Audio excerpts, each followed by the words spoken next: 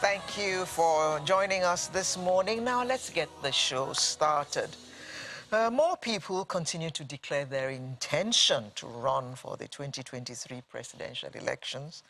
And the Independent National Electoral Commission, INEC, has published the names of candidates for the Osun governorship election, which is due to hold in July of this year. Of course, you have heard that Peter Obi has thrown his hat into the ring, and so has Dele Momodu. Of course, we know that Bola Ahmed Tinubu is there. And are we sure whether the vice president is there? Or is it people rooting for him to throw his hat in? Well, people are declaring their interests, and today we shall look at how much it costs to run for election in Nigeria, how much it costs to run for political office in Nigeria. We have heard all kinds of stupendous figures. And if you ask me, I would say the men are making it more and more expensive so that they can exclude the women, because women don't have that kind of money, I promise you. I'm sure my panel will not agree with me because it's made up of all men. It's my pleasure to welcome a social commentator, Mr. Biodun Showunmi. Good morning. Good morning. And thank you for joining us today. It's my pleasure.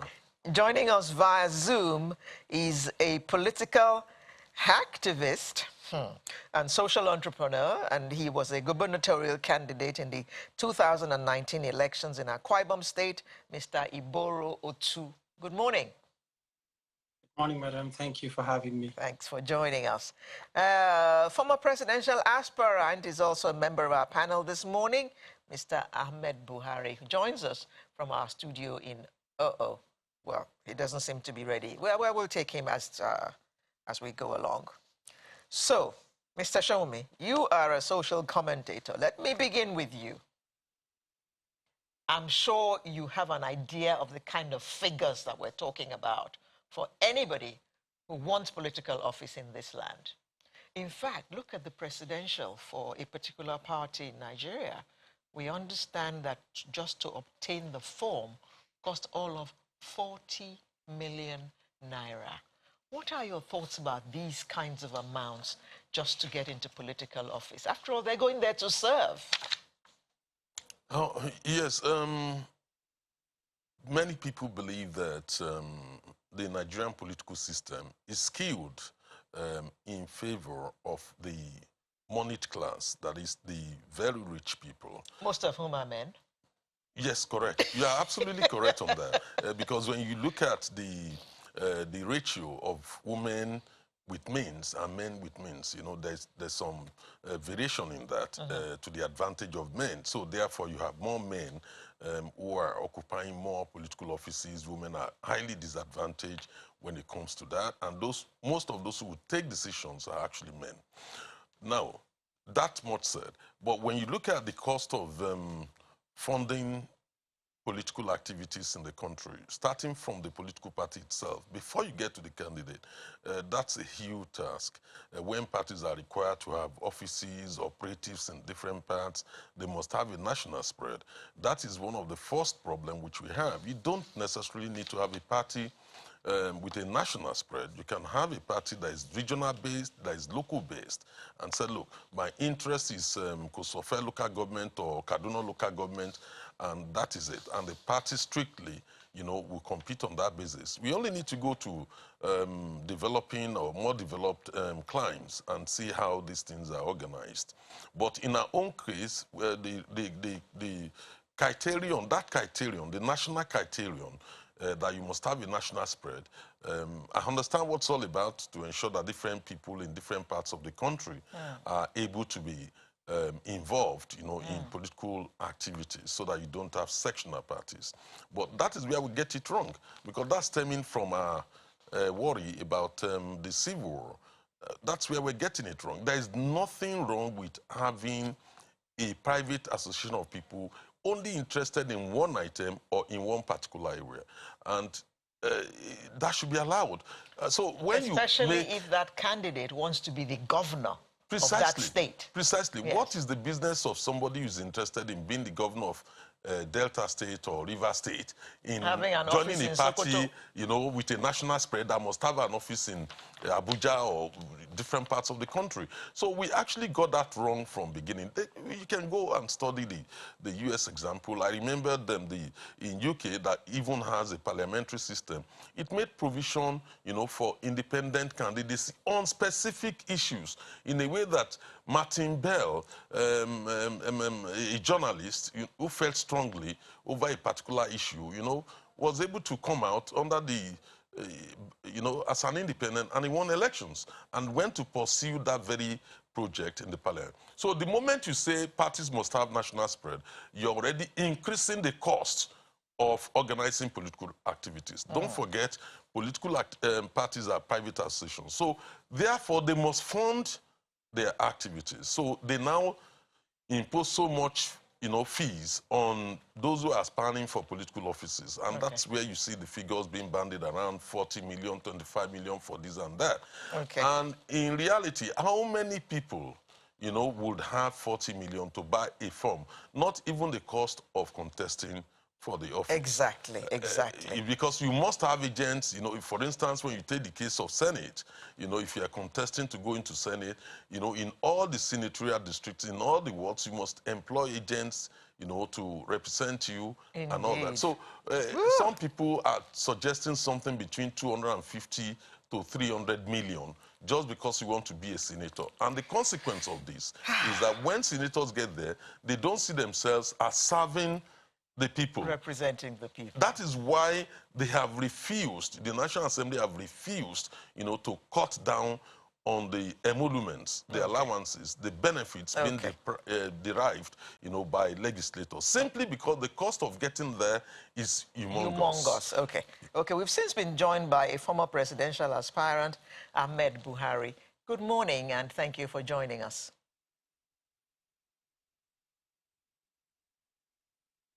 Oh, dear. Mr. Buhari, can you hear me? Oh, Good morning, I can hear you. Great, great, great. Any relation of the president, if I may ask? Well, this is the third time you've asked me on TV. I have no relationship with him.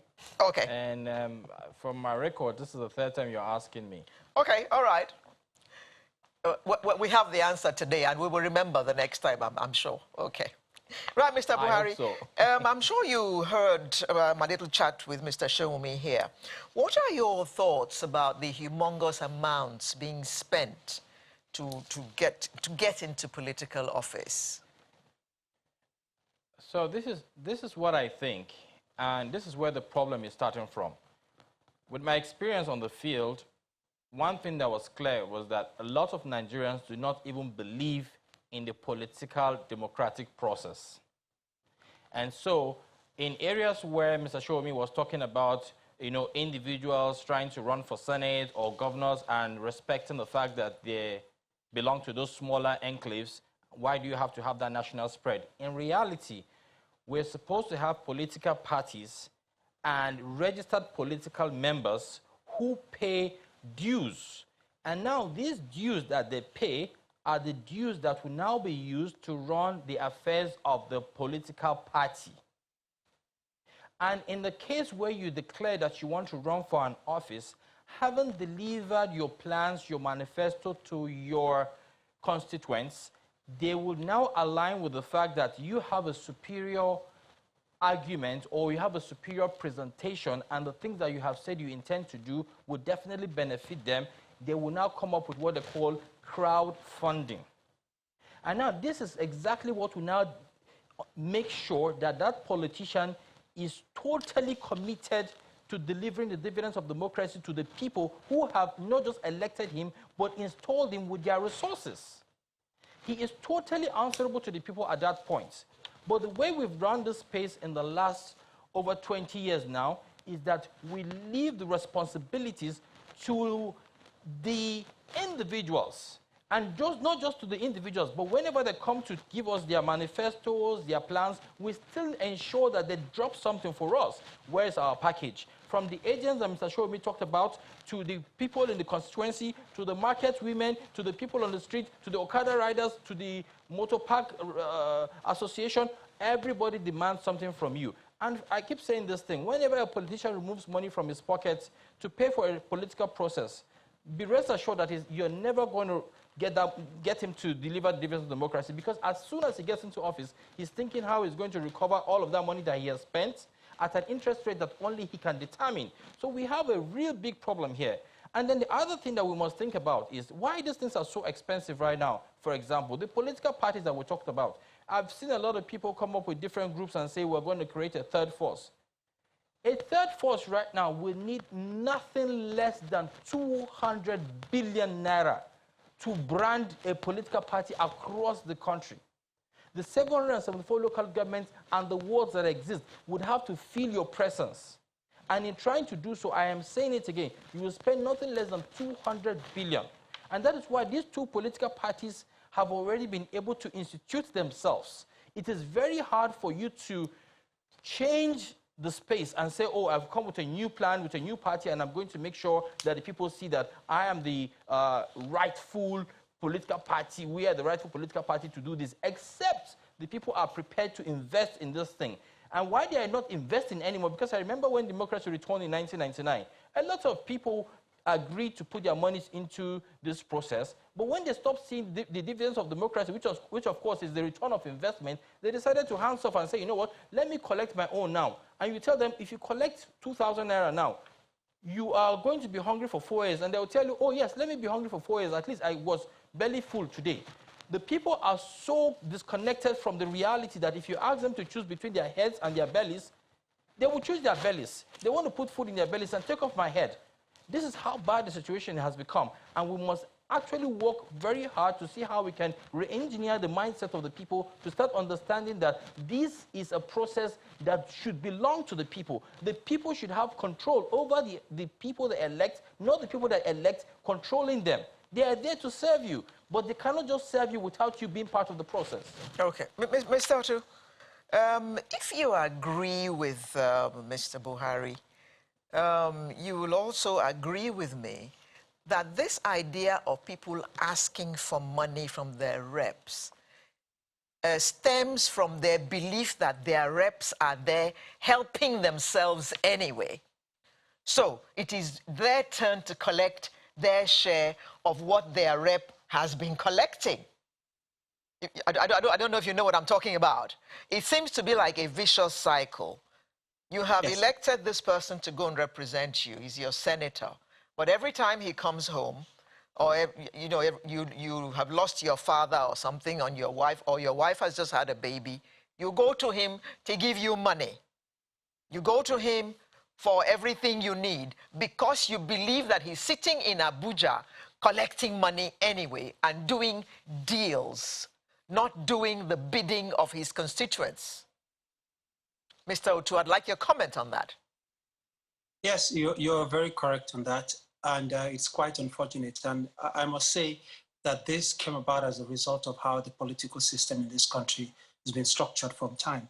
So because the leaders don't perform, the people now, some people, a lot of people actually, now expect to take advantage of the political season. And what this does is cut off the other credible candidates that may not have the funding to do as other politicians do. And I must tell you, it's the political leaders that actually set this up by weaponizing poverty. So in the absence of the middle class, which would be able to, like Mr. Buhari said, bring out money to support credible people, especially young people and women, it now becomes very impossible to. Like, for example, the National Assembly approves 1 billion, for example, running for state governor's office, or 5 billion for presidential candidates, 250, I think, for state houses and the rest of them.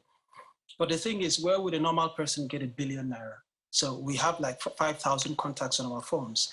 If you divide $1 billion by 5,000 contacts, it means all your friends would averagely contribute 200,000. And in my calculation, running for governor, which I am again running, by the way, in 2023, would actually cost 5 billion. That means each friend on my 5,000 list would have to come up with 1 million naira. And in a country without a middle class, how do you get this kind of money, and how do you run this kind of system, which is not sustainable? Of course, politics is expensive everywhere in the world. It's not cheap. But then in other climes, you have a strong middle class where people can come out and say, we support this candidate, and we would do what we can in terms of funding and other ways to make these things work. So what we can do is what Mr. Buhari has said, find ways to make sure that we can get this support funding to help our candidates, whether it's women, which are very highly disenfranchised, or young people, to come on board. And I have many suggestions to how we could do this. For example, looking at the, like I'm a Christian, for example, and I know the Christians pay tithe, and they pay tithe to the church because they believe in faith. God is going to help us change Nigeria, change our country to walk in a certain direction. It makes a lot of sense for the same people to also pay 10% of their tithes towards whatever political leaning they may have. Because with this 10%, that would be work. Because even in the Bible, it says faith without work is dead. So this way, you can have, imagine of the 100 million Nigerians we have, which a large majority of them, 100 million Christians we have, for example, I mean, everyone pays tithe, Christians or Muslims. 10% of them pay just 2,000 every month towards supporting whatever political party. 10% of the 10 million Nigerians would be 2 billion. 20 million would be 4 billion, just 2,000 naira every month. Support a system, support a person, support a candidate, just because you need the change to make. There are little things that we can do as Nigerians that doesn't cost us anything. We are all complaining, things are bad, but can you, that quick 2K, can you use it to support anyone, whether it's PDP, APC, YPP that I support, ADC, NNPP, whatever. Just do something, no matter how small, to help the political process grow. We can also get people that are competent in different areas to see how they can bring in their competency.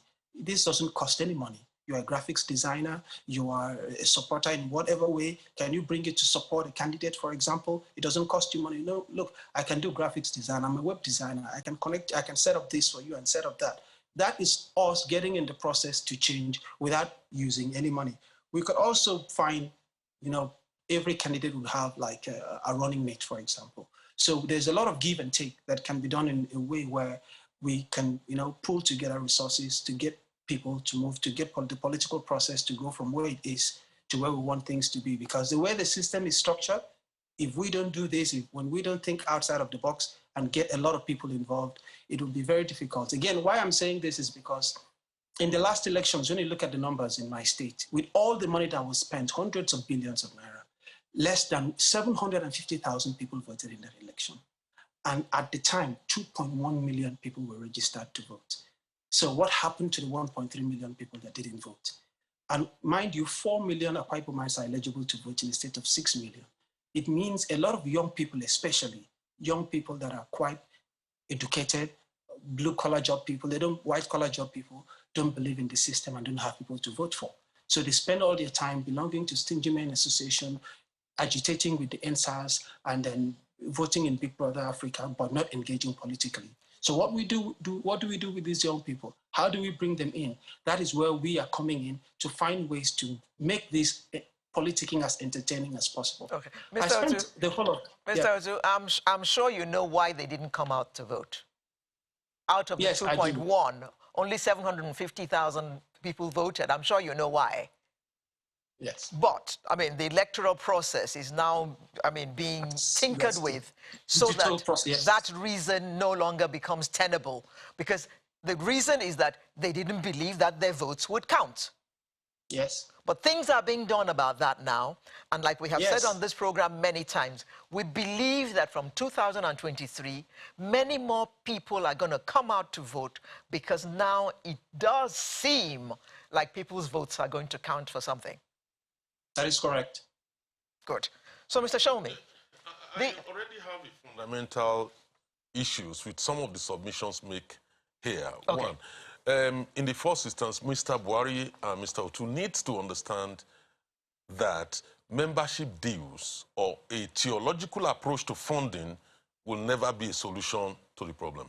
There is no example anywhere in the world. There's no paying of tithes to a political party. That's right. And there is no political party, and I stand to be challenged, anywhere in Europe or in America, you only need to go and read the recommendations of the review of the Council of Europe in 2017 and the one completed in 2019 on party formations, party financing, you know, and candidates funding in election. There is no one single stream of income called membership dues. Membership dues cannot even pay a tenth of what is required for political parties to exist. I mean, but Mr. Showme, the party dues would help some way.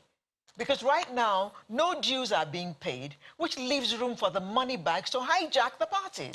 Yeah, the fact of the matter is right from formation.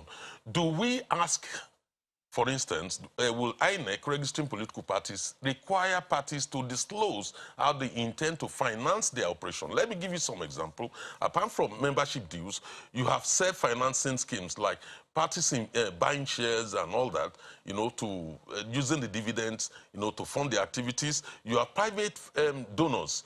And of course, I agree private donors need to be regulated so that they don't end up hijacking, you know, decision-making processes. So you have different streams of funding political parties, including government contribution to ensure that citizens, you know, and members of those political parties, you know, are actually able to exercise internal democracy. And that is always, you know, evaluated using an independent regulator apart from the electoral monitor, the election body, you know, the INEC.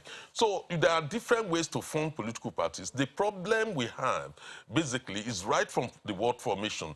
When you form a political party in a way that it is only money bag who can put down the money, you are requiring national spread. I remembered when we started this current experiment. In fact, political parties were expected to have offices in all the states of the Federation. Where do you expect them to get the money from? We need to know where we got it all wrong and where we are currently and what do we need to do, you know, to fix the system.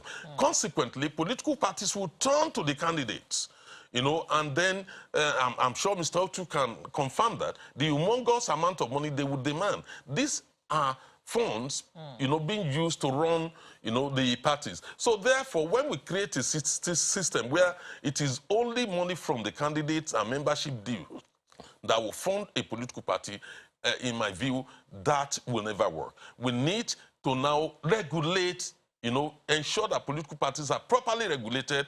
You know, independent auditor needs to be established. They need to explain how they intend to fund activities through concert, through events, conferences, and all that. These are what have been done, you know, in other parts of the world, in the developed line, you know, to fund political parties. It's not just membership dues. Membership dues is a drop in the ocean. How many Nigerians can afford that? The issue of people demanding for money, demanding for money if you are campaigning in Nigeria, anywhere in Nigeria, that's a common problem.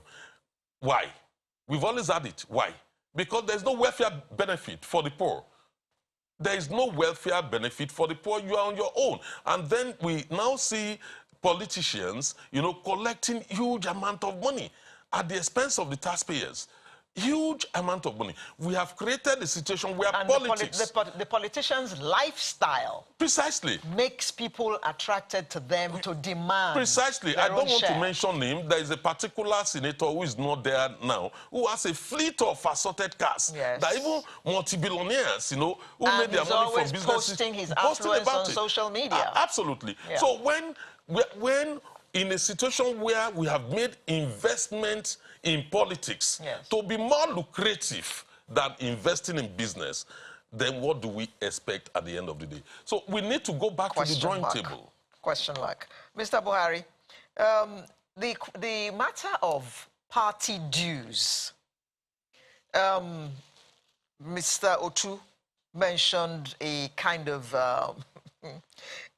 tithing formula, so that each person, even though he said just 2,000 naira, I don't think that 2,000 naira is just for Nigerians at this point in time. But even if it is 1,000 naira that each member pays, how far do you think that will go in funding the activities of the party? Even though we know for a fact that right now, the parties don't collect dues, so it is the money bags who fund everything that happens in the political parties. Thank you. I heard very clearly what Mr. Showme thinks about the situation. The truth is, in the church, when people pay those tithes, what it does is it commits them further to the cause that they can get salvation through God. The same way the footballers would go to the pitch to play in the European League, and then you see that people pay gate fees, $10, £10, and those monies are in huge monies enough to actually run those massive investments. The same way here in Nigeria, if people are even compelled to pay party dues for 100 naira, what it does is they know that they're part of that project.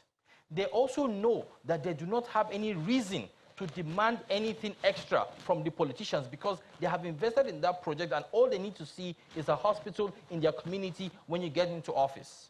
What they need to see is that you get into the National Assembly and then you are speaking on behalf of bills that will profit them.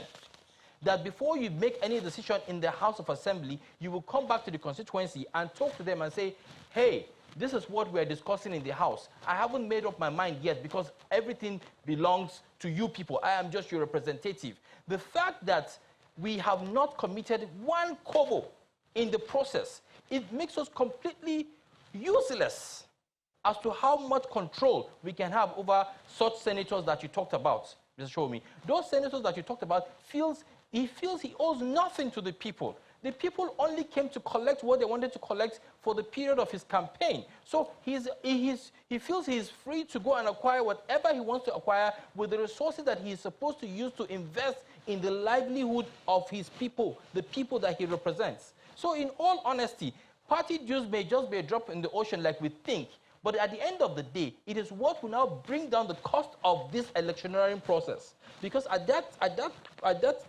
instance, you now say, oh, I have put in 100 naira. I must see that this thing works. I have put in 1,000 naira. This thing has got to work. That is not to say that we do not have bigger money bags. Who, like you said, there's always a regulation. No matter how much you have, you cannot give beyond a certain amount. And go and look all over the world.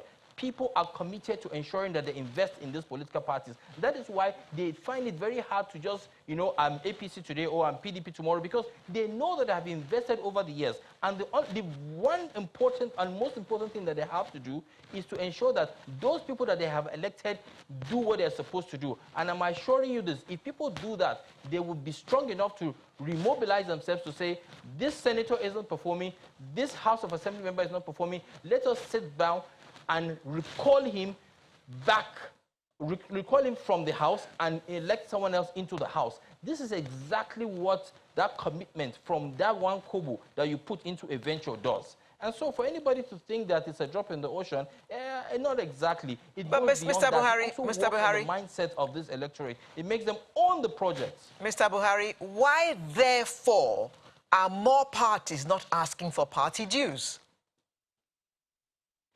The reason why parties are not asking for party dues, like I said from my first presentation, is that people do not believe in the process. And I'm glad that you actually pointed it out when you were trying to go back to Mr. Shomi by saying that you are happy that there are certain things that have been retouched, retweaked in the constitution, in the electoral constitution, so that it will now improve the confidence in the minds of Nigerians to say, oh, maybe now my vote will count. Oh, maybe now there will be some level of security through the electoral process. Maybe now I can actually challenge the individuals that get into offices. Now, this is exactly what we're talking about. So if you're able to put those things in place, it improves the confidence level in the people. And people would now say, okay, fine. At this point, if I'm being asked to put 1,000 naira into this venture, 100 naira into this venture, I will do it because I want this person to get into office. I have listened to him. I believe he can do this. And those people at some point will say, oh, no, I have put in 100 naira. I might be a poor man. That is how much I can afford. I don't want you to put more than 5 million naira because if you do, you would control me in this space. People have got to take ownership. People have got to take ownership. Mr. Otu, should political office cost so much? And in what way can we reduce the expense of getting into political office? Because it doesn't augur well for our democracy. The money bags hijack the parties and do exactly what they please with the parties. But we want more inclusivity, don't we? So how are we going to achieve that? First of all, we need to have a lot more young people and women participate in the process at party level so they can influence decisions of political parties. Because, for example, when a political party pegs 20 million, 40 million for certain offices, they already cut away and cut out a lot of other people that are unable to even buy these forms in the first place, talk less of consultations and doing other work. Of course, like I said, politicking is expensive everywhere in the world, but we shouldn't discountenance the power of cooperative. The whole of China was birthed and is where it is today out of cooperatives, people coming together. Please, let us not talk about 2K as if it's not money, it's inconsequential. 10 million people, 20 million people, 30 million Nigerians, bringing in 2,000 is 6 billion, is it? 60 billion. No billionaire in Nigeria can fund politicking, or no group of billionaires can fund politicking more than a massive amount of Nigerians that are very interested in the process. So when people come out and say, look, we are 50 million of us, we are going to, on a monthly basis, put so amount of money. I'm not talking about political party members. I'm saying everyone, as you are titling, whether you want to support a political party or an individual, make sure that whatever you are interested in, you are committing yourself financially. This guy, this party, that position, this is what I'm putting behind it on a monthly basis. 500 naira, 1,000. What it does is what Mr. Ahmed has said. It brings in, it elicits from people that commitment to push forward and make sure that things, whatever you're supporting, comes to pass. And this is the only way we can, arrest the situation where the money bags just come in. And I mean, when you look at the political part, I look at my state, for example, how many people belong to the ruling class, the PDP? How many members do they have in the parties? So really, because there are no members, the governor just comes in, for example, and supports the party and takes the pace. Like I was telling my people, that the day the electoral law gets passed, I will now change my mind to ask everyone to go belong to PDP, for example. I mean, I was joking. But what I meant by that was that when a massive amount of people belong to political parties, they change the whole dynamics. When it comes to doing right from picking the candidates, the delegates and everything, the people will now vote out the money bags, right from the political parties to where the main thing happens in the field.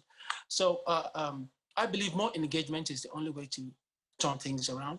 I believe a lot of young people, especially those that don't believe in the system, with the advent and the passage of the electoral laws, the digital transmission of results, and the voting process, this is an advantage. This is a time for us to take advantage of this situation and make things happen in terms of participation. Couldn't agree with you more. Mr. Showme, About Turn says Nigerian youth need to do better in owning their future.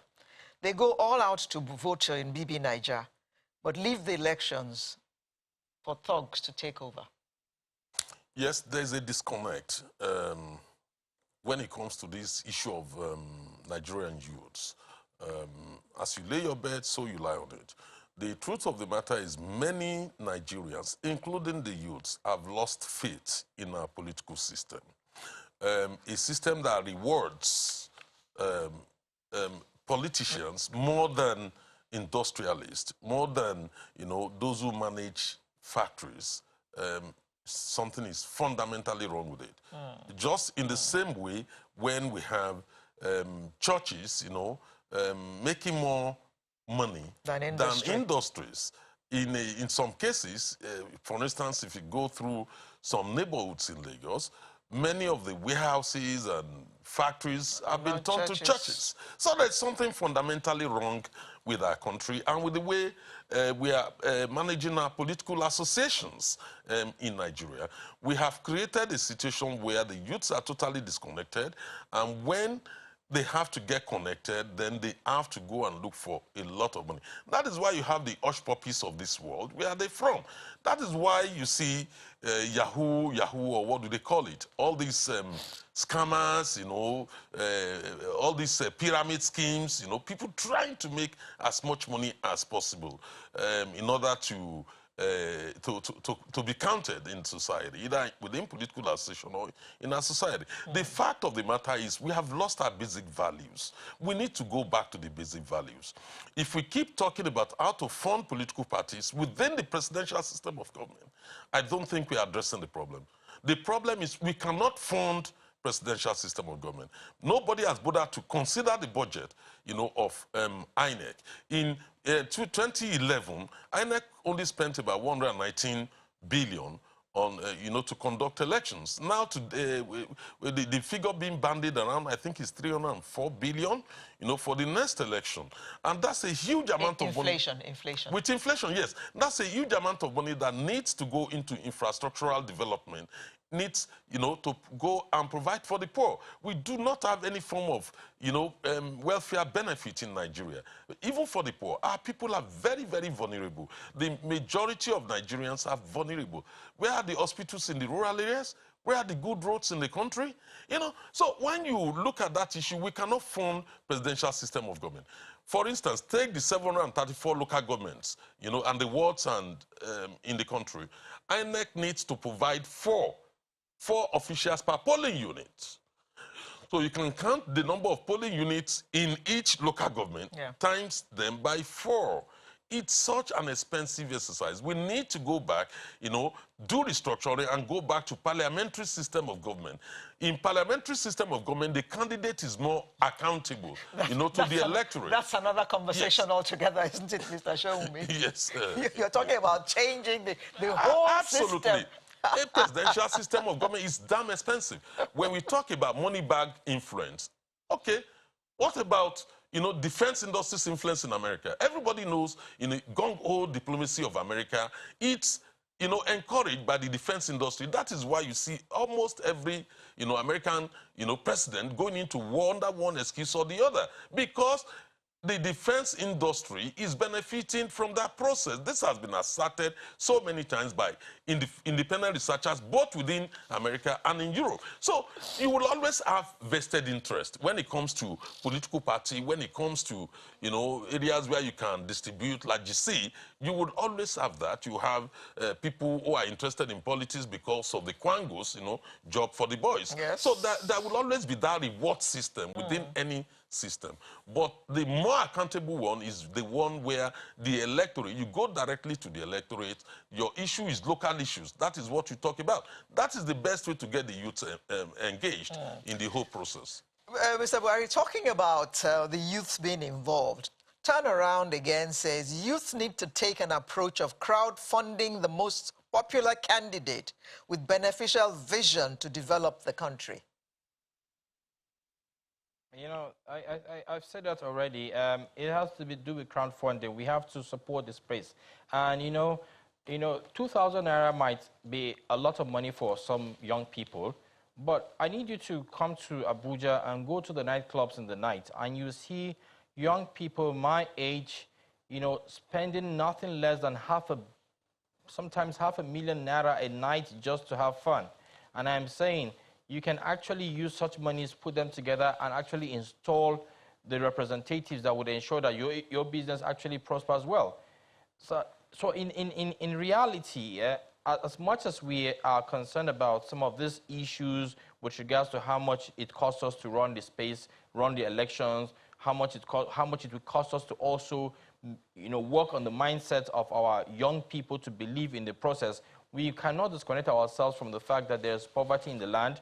We cannot disconnect ourselves from the fact that the level of education has been so washed down that many people cannot even reason properly. And these are the issues, these are the areas that the politicians have actually mastered the act of trying to ensure that they put the electorate in a space where they cannot make decisions for themselves. So like everybody has said, like Mr. Otto has clearly said, like Mr. Shoumi has mentioned, these can be fixed if we talk to the people and let the people understand that this project is not an individual's project. It is everyone's project. It is everybody's project. If you're running for office, come and tell us why you're running. And let us be determined to hold our bellies tight and say, we're not going to collect anything from this man. We're going to ensure that we listen to all the people that are trying to run and support the one with the superior discussion, the superior argument, and help him fund his campaign. Why these things are so expensive is because when they come to us, when I was campaigning, for example, as much as people knew that I've never been in any political office before, they knew I've never run in any office before, I've never been given any appointment before, They were determined to collect money from me, however, but not at the rate they were going to charge those who have been in office before. So they are very aware of what is going on. So where they're going to be charging an old politicians a million naira, they were determined to collect maybe 100,000 naira from me and then just go by. But I could tell very well that they were doing that not necessarily because they were going to vote for me, but because they're still going to vote for the highest bidder. However, they appreciated the fact that you were coming around to speak about things that truly concern them. But that trust, which is what we are talking about here, doesn't exist anymore in the process. That is why nobody wants to invest in it. We must recover that mileage that we have lost in the minds of our people to say, this democratic process is what can take us to the promised land. Can you please believe in it? And we assure you that we will deliver the dividends of democracy to you. And, you know, constantly talk to the people. I mean, we've had a presidency in 7 years, and we can actually count the number of times he has actually engaged with the media, and it's not even up to 20 times. And this is very sad because the mindset of the people is now saying, oh, these guys are disconnected from us. They don't even care about us. But the more you talk to them, oh, there's fuel scarcity, there's fuel scarcity, there's no electricity, water supply is short, schools are closed down, all of these things are piled up, and then you are not talking to the people. If you can talk to the people and tell them, these are the problems, and this is when I think we're going to resolve them, I am assuring the people would be patient enough to wait. But you're not talking to them. They do not believe in you anymore. They do not believe in the process anymore. And you tell them now that they're coming to campaign, they've been calling everybody back to say, come on the table, let's discuss and see how we can win 2023. I assure you, everybody is going to have a bill to charge. Mr. Otu, I would like your comment on this tweet from Festus Akimboiwa that political parties are charging 40 million naira to buy expression of interest forms for the office of president. Shows they don't expect average Nigerians to run for political offices. Sad that our expensive politics is robbing us of meaningful development. Yes, Mr. Festus is very correct about that statement. And it's quite sad as well. And again, that isn't a mistake. It's a strategy to keep certain people out of the race. And again, what we have to do as a people is to, I mean, I'm happy you read it as one of my lines, a political hacktivist. I believe in hacking to problems. You know, we have this problem here. Yes, like Mr. Showumi said, we have to change policies, we have to change laws, but it's a catch-22. The present people won't change it because they are taking advantage of the system. It takes great people and competent people to get in to change the system.